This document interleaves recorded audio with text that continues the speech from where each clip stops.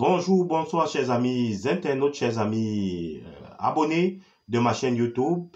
Bienvenue une fois de plus dans le cadre de ce partage sur un thème de réflexion collective.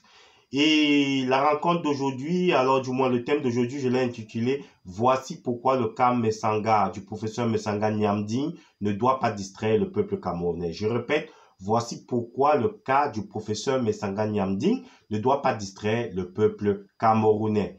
Alors, je vais procéder de manière analytique pour expliquer mon point de vue par une démarche d'observation, d'analyse puis de conclusion, ne serait-ce que partielle. Il faut comprendre que la malgouvernance, le pourrissement de la crise anglophone au Nozo, les batailles féroces de succession interne au sein du régime de M. Biya, ainsi que les actions du véritable et quasiment unique parti politique d'opposition depuis les années 90, c'est-à-dire l'ère du multipartisme, il faut comprendre que les actions aussi du MRC contribuent, et les autres actions bien sûr précédemment citées, contribuent inéluctablement à l'affaissement d'un régime à bout de souffle et rouillé. Je répète, les actions de ces entités-là contribuent efficacement à l'affaissement d'un régime à bout de souffle et rouillé. Alors, pour survivre, que fait le régime Biya au Cameroun actuellement? Le régime de M. Biya compte essentiellement sur un levier exogène, tel le soutien de certaines chancelleries occidentales et surtout de l'allié historique français. Très important parce que l'histoire nous l'enseigne. La France tient pour sa survie elle-même à maintenir par le néocolonialisme ses anciennes colonies. Même si le Cameroun n'a jamais été une colonie de la France a tenu, tient et on espère ne continuera pas à tenir le Cameroun. Parce que ce pays-là tient 14 pays africains entre ses mains. Le joug de la France détruit, absorbe, étouffe 14 pays africains, dont 8 en Afrique de l'Ouest et 6 en Afrique CEMAC, parmi lesquels le Cameroun. Je continue. La violence institutionnelle est un autre levier de survie du régime Biya aujourd'hui, de M. Biya. La violence institutionnelle, c'est-à-dire police, justice, sanctions administratives, retenez bien ceci parce que je vais aborder ce point de manière détaillée plus tard, sanctions administratives, la corruption, le népotisme, la diversion et l'infiltration sont les leviers endogènes de survie de ce régime. Le levier exogène sont les chancelleries occidentales, mais en particulier la France. Les leviers endogènes, c'est-à-dire intérieurs de survie de ce régime, sont ceux que je viens de citer. La police, la justice, les sanctions administratives, la corruption, le népotisme, la diversion et l'infiltration. Diversion et infiltration, c'est aussi deux éléments que nous allons aborder tout à l'heure. Je vais m'appesantir sur les leviers endogènes et particulièrement sur la diversion et l'infiltration. Je répète, je vais m'appesantir rapidement sur deux leviers endogènes utilisés par le régime Biya depuis des décennies pour tenir les Camerounais dans une forme de zombification, dans une forme d'inertie en ce qui concerne les revendications sociales de leurs droits, bien sûr, et leur émancipation en tant que peuple. Il y a la première, l'un des leviers, c'est le levier de la diversion. Alors, la diversion, qu'est-ce que c'est la diversion en termes de gestion politique? La diversion est en fait une tactique militaire parce que, ayant son origine dans le militaire, depuis la nuit des temps, une tactique militaire visant à détourner l'attention de l'adversaire quant à ses véritables intentions. Dans le seul livre en sa mémoire, M. Fauchivé, l'homme du renseignement de M. Ahidjo, premier président de la République du Cameroun, et Biya, déclare que le coup d'État du 6 avril 1984, je répète, le coup d'État du 6 avril 1984 fut un montage de toutes pièces. Fut un montage de toutes pièces, visant à trouver le prétexte pour éliminer les soldats et hauts gradés de l'armée restés fidèles au premier président du Cameroun, aujourd'hui décédé, paix à son âme, M. Amadou Ahidjo. Donc, voilà par exemple un élément de diversion que le régime Biya a déjà, au tout début, eu à utiliser, afin effectivement de mettre en évidence et en marge ses intentions. Alors, il s'agit ici dans la stratégie de diversion d'orienter l'attention des citoyens loin des véritables problèmes sociaux et cristalliser leur attention vers des sujets sans importance réelle. C'est pour cela que dans la stratégie de diversion, il y a beaucoup d'éléments qui vont entrer dedans. Et je vais aborder les éléments utilisés par le régime Biya dans sa stratégie de diversion du peuple. Comme premier élément, on a par exemple, dans le contexte actuel, le ministre de l'administration territoriale du Cameroun, M. Paul Atanga, dit qui, à travers ses menaces arbitraires, des mensonges sur, par exemple, le cas des chantiers de la CAN 2019, donc, et bien sûr, les théories de complot à n'en plus finir, parce que chaque fois qu'Amnesty International ou le REDAC font des rapports sur les exactions commises par les belligérants dans la zone conflictogène qu'est le Nozo, vous verrez régulièrement le ministre de l'administration territoriale, dans son rôle, dire ou alors tirer la sonnette d'alarme d'un complot venant des pays étrangers. Alors, ceci contribue à déclencher un tohu-bohu médiatique et à distraire une grande masse des Camerounais. Parce qu'effectivement, tous ces propos de complot, de menaces et de diversion sur les chantiers de la CAN qui ne sont pas achevés jusqu'à présent, ça contribue seulement à dévier l'attention des Camerounais sur des problèmes véritables. Deuxième instrument de la diversion utilisé par le régime Biya, c'est la presse et les médias télévisuels.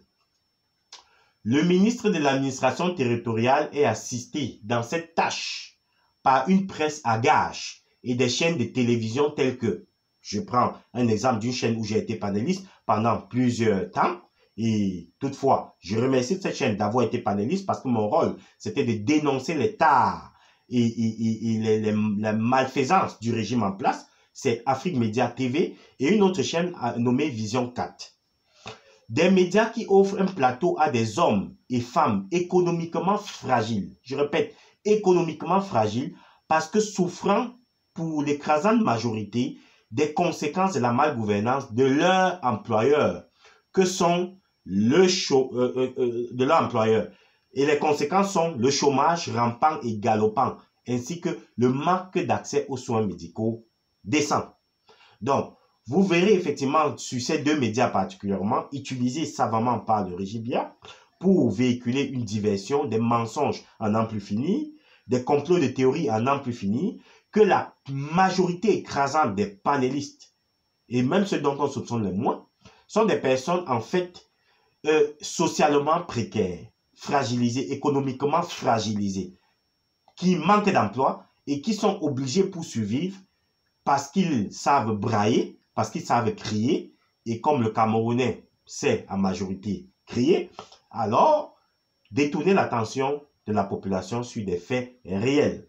Ça, c'est le rôle des médias. Les multiples passages sur la chaîne TV Afrique Média ont prouvé à suffisance à quel point cette chaîne Afrique Média et une autre chaîne Vision 4 sont des chaînes extrêmement dangereuses parce que véhiculant, entretenant un tribalisme extrêmement exécrable. C'est très dangereux. De manière ouverte, ces chaînes prolifèrent, démontrent le tribalisme à longueur de journée. Pourtant, elles ne sont pas inquiétées par une institution appelée le CNC. Allez savoir pourquoi. Je continue. Troisième outil ou instrument de diversion du régime Biya, nous avons eu par exemple l'opération Épervier. L'opération Épervier fut lancée par le gouvernement du Premier ministre Ephrem Inoni en 2006. sous la pression des bailleurs de fonds internationaux. Ce même Premier ministre Inoni Ephraim a été arrêté depuis en 2012 dans le cadre de cette même opération qu'il avait lancée en 2006, appelée Opération Épervier. Ainsi, de manière instrumentalisée, chaque arrestation d'un membre du gouvernement crée une diversion virulente auprès des citoyens camerounais. Et ça, c'est une stratégie de diversion aussi majeure. C'est-à-dire, pour peu qu'on attrape un certain Mebengo, un certain, je ne sais pas qui, autre ministre, alors ça crée un peu du buzz et beaucoup se détournent malheureusement parce que pas très attentifs des véritables soucis sociaux et politiques et voire même sécuritaires de l'heure, comme dans le cas du Nozo. Alors, quatrième outil de diversion, les discours vaseux et inertes de M. Biya, président de la République du Cameroun. L'utilisation des petites expressions du genre les petits partis politiques, d'une part, les apprentis sorciers d'autre part, crée chez beaucoup de Camerounais légers, artificiels dans leur niveau de compréhension, d'analyse, de réflexion des grands enjeux et des dangers que courent le Cameroun et la zone SEMA, crée effectivement une forme de diversion sur cela. Et c'est dommage. Cinquième outil de diversion. Et là, c'est là qu'entre le cas en jeu, le cas du professeur Messanga Nyamdi. Le cinquième outil de diversion du régime de Yaoundé, du régime de M. Biya, sont les sanctions administratives. Cas du professeur Messanga Nyamdi. Beaucoup d'entre vous ont constaté que le professeur Messanga Nyamdi, sur de nombreuses sorties télévisuelles, a prouvé à suffisance à quel point le mensonge chez lui, les affirmations gratuites sont comme une seconde nature. C'est un homme très ambigu, car décrier le mal ou la malgouvernance et rester dans le parti concepteur et catalysateur de la malgouvernance me semble être d'une ambiguïté abyssale. Comment comprendre cela? Je décris la malgouvernance, mais je reste dans le parti qui a conçu et qui entretient et qui catalyse, donc accélère cette malgouvernance. Il y a problème. Il y a problème. Trouble de personnalité, je ne sais vraiment pas. Alors, des affirmations gratuites du professeur Messanga Nyamdi sans preuve objective et scientifique. J'ai rencontré, par exemple, ça c'est un de ses propos sur Equinox TV, dans une émission appelée La Vérité en face, je crois. Il dit, ou alors je crois non, ça c'est STV, je me corrige, STV, il dit, j'ai rencontré les membres de la BAS à Paris. Je détiens une vidéo du professeur Kamto dans des situations moralement abjectes.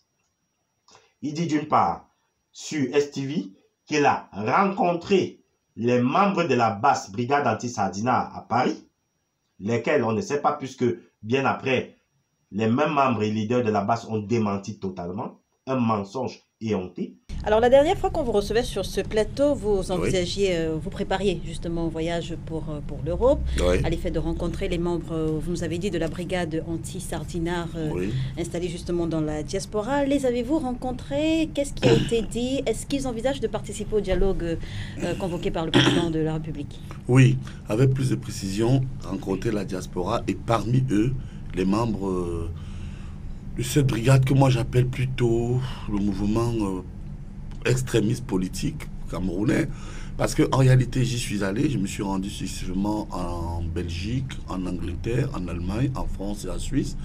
C'est long à expliquer, mais une chose est sûre, c'est que les principaux leaders, qui d'ailleurs par une lettre ouverte à la fin, pour les uns, ont estimé que il n'était pas possible que nous ayons un tête-à-tête.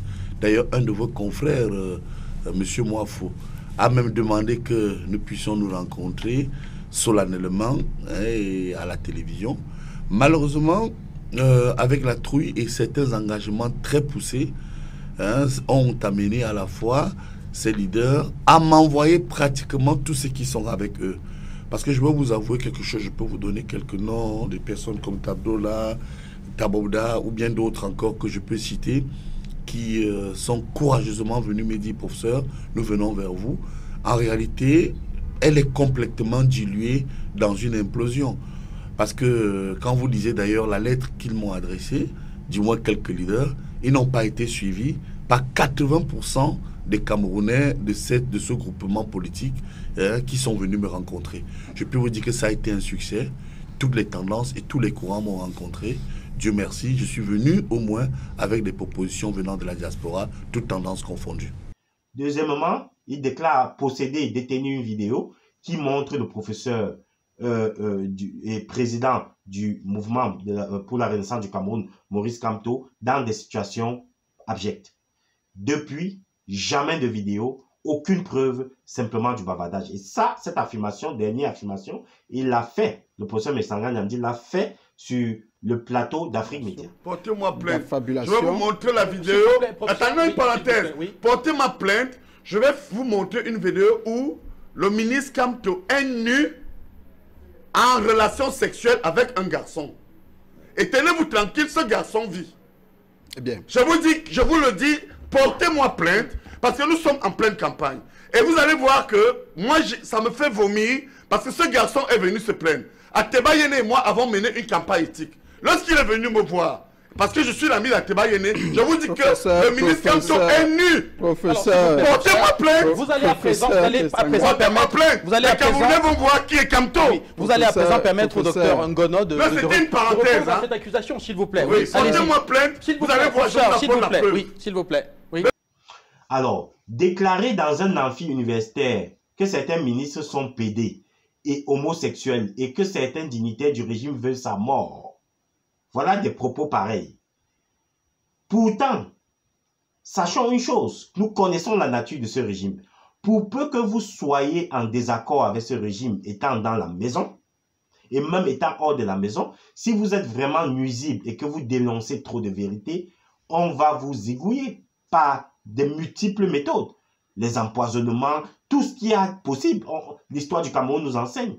Des accidents non élucidés, parce qu'on engage toujours les enquêtes après les dégâts, mais il n'y a jamais de résultat d'enquête, nous connaissons le Cameroun. Jamais de résultat d'enquête, du moins de ma souvenance de citoyens camerounais. Je n'ai jamais vu le chef de l'État instruire une enquête sur un scandale et qu'à la fin, on vient devant le peuple camerounais donner des résultats. Jamais.